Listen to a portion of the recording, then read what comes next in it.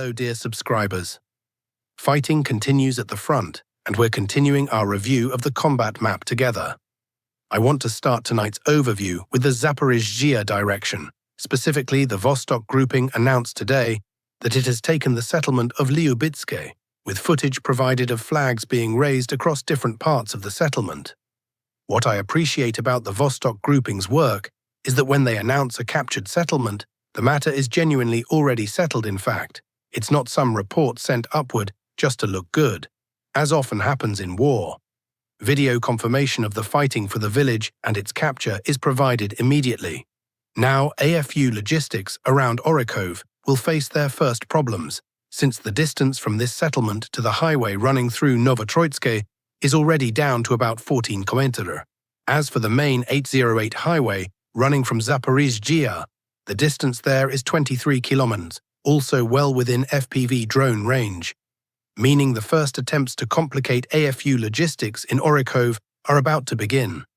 If the Russian army continues advancing further south of Lyubitske, say toward Nikolska, and takes it, things could quickly get very difficult for the AFU around Orakov. Every such push matters enormously right now. Even a few kilometers can decide a lot, since the AFU holds very strong positions around Orakov, and dislodging them from the south is far harder. Incidentally, the distance from Lyubitske to the outskirts of Zaporizhzhia isn't that great, around 48 km. Given the pace of the Russian army's earlier advance in this direction, that distance would once have taken half a year or a year to cover. But of course, AFU command won't easily let the Russian army reach a city of nearly 1 million people. It would be an extremely painful blow to Ukraine, both militarily and psychologically, if it lost a city of that size. Ukraine has only a handful of cities with populations around 1 million. We'll be watching to see which settlement the Russian grouping takes next. The situation is gradually becoming interesting again, since it's been a while since we've seen such large settlements captured. Yesterday, the Russian army advanced on the Dobrapilya direction.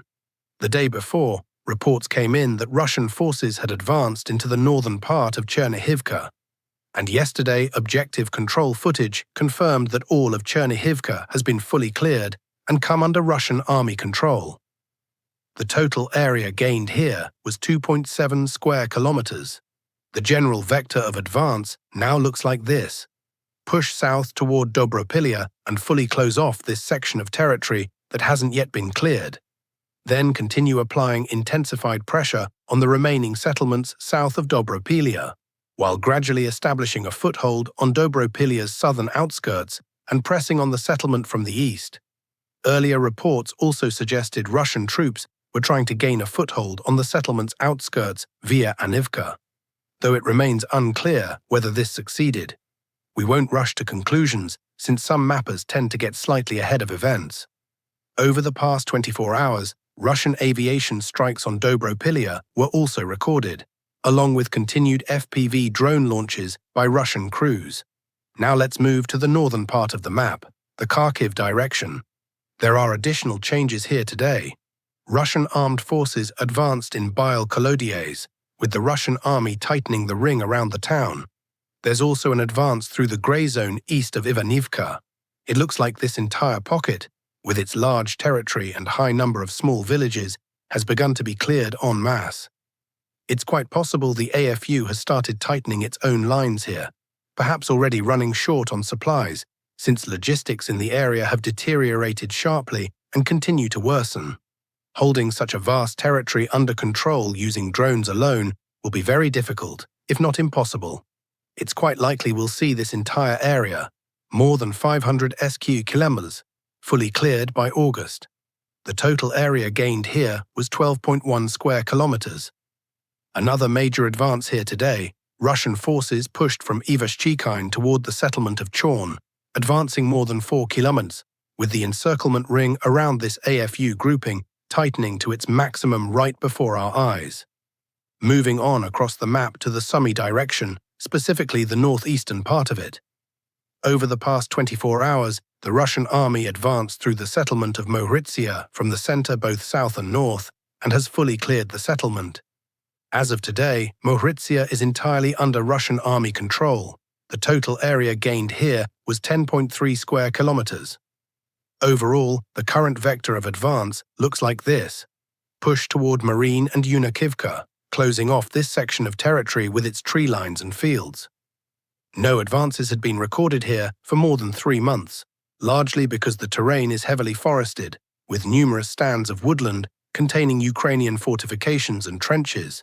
But the Russian army is once again applying encirclement and bypass tactics on these areas. Having now cleared this territory, the advance is expected to accelerate rapidly, since there will be no supply routes or retreat paths left for Ukrainian forces in this pocket. Russian armed forces will gradually straighten the line of contact running from Mohrytsia through Marine to Krapivshchina, to finish clearing this whole section and then continue intensified pressure on the remaining tree lines south of Marine and Krapivshchina. It appears that until the Russian army closes this pocket entirely, there will be no push towards Sumy itself, since a strike to the rear could come at any moment. Right now the task is being handled methodically. A huge area is being brought under control that the AFU will no longer be able to retake. And only after that will the Russian army push deeper into the Sumy forest and approach the city of Sumy from several directions at once.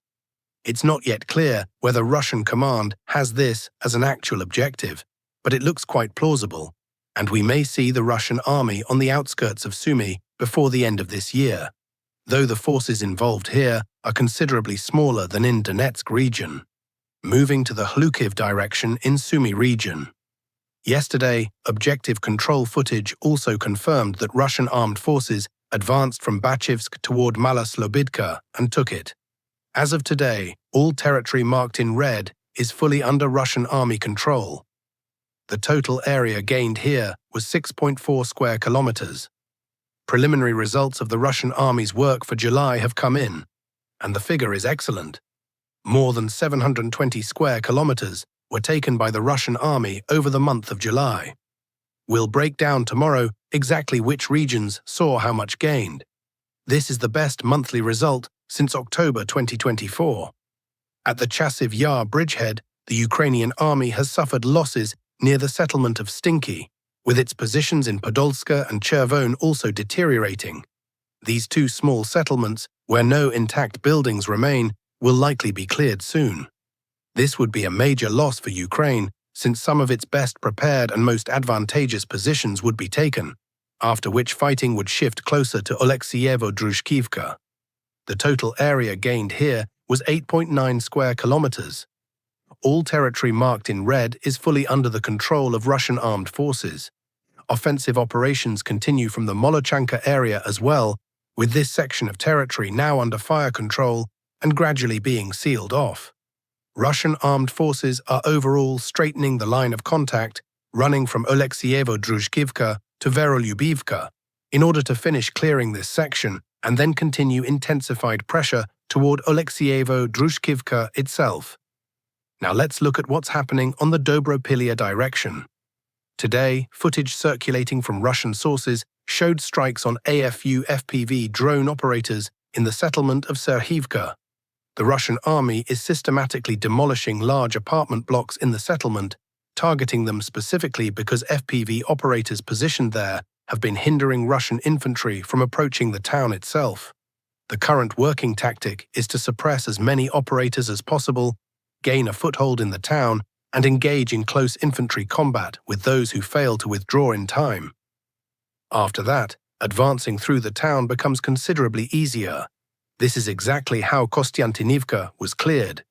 You've likely noticed how quickly it fell compared even to Pokrovsk.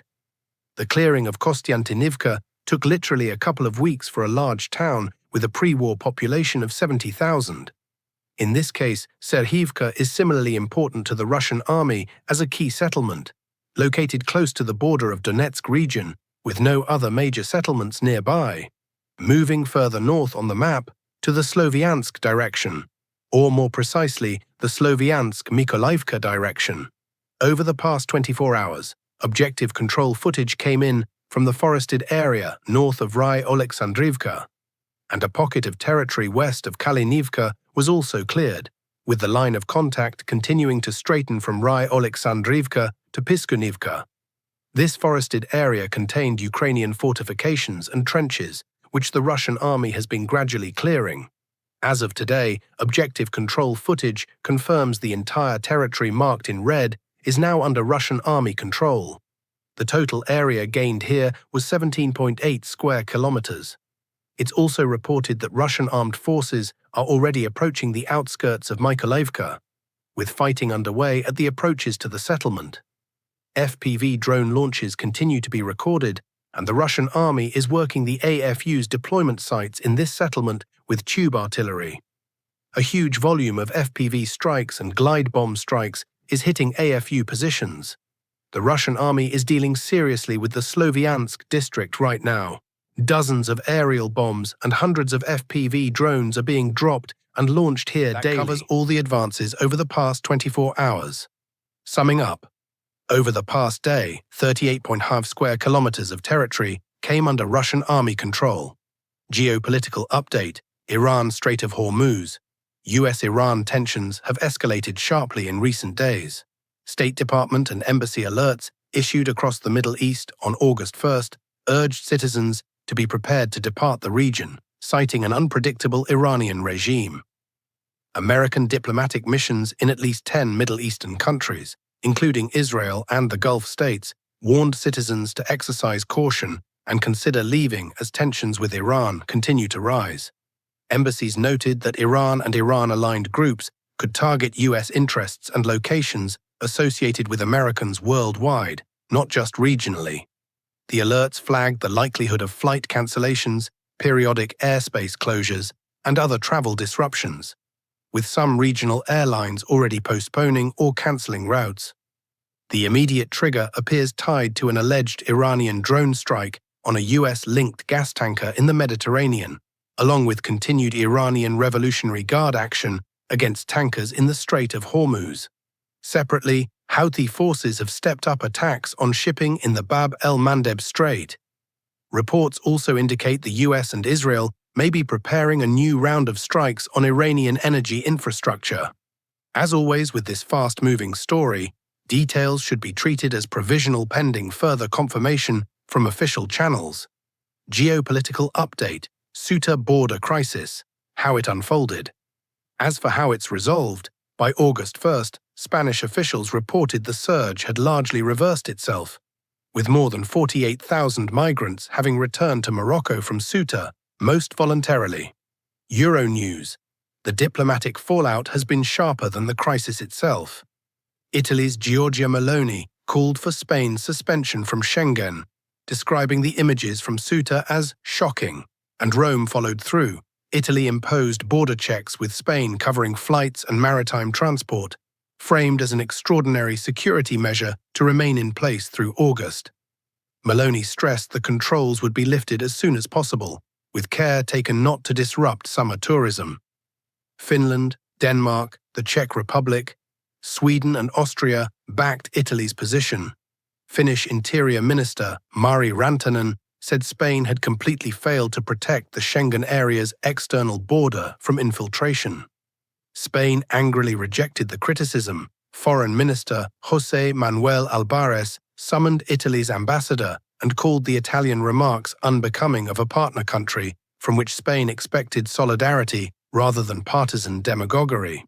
More than 20 EU leaders, including Meloni, Denmark's Mette Frederiksen, and Germany's Friedrich Merz, sent a joint letter to European Council President Antonio Costa, Commission President Ursula von der Leyen, and Irish PM Michael Martin, holding the EU's rotating presidency, requesting an emergency video conference of interior ministers and signalling readiness to restore temporary controls at internal EU borders. Von der Leyen herself had earlier stated the Commission's general line that the bloc cannot allow anyone to enter the EU without following its rules. Critics on the ground note that neither Italy nor Finland actually shares a land border with Spain, making the Schengen suspension threats largely symbolic, read by some as domestic political signalling amid rising far-right pressure in both countries. Though the political rupture within the EU is real, regardless of the crossings themselves having eased.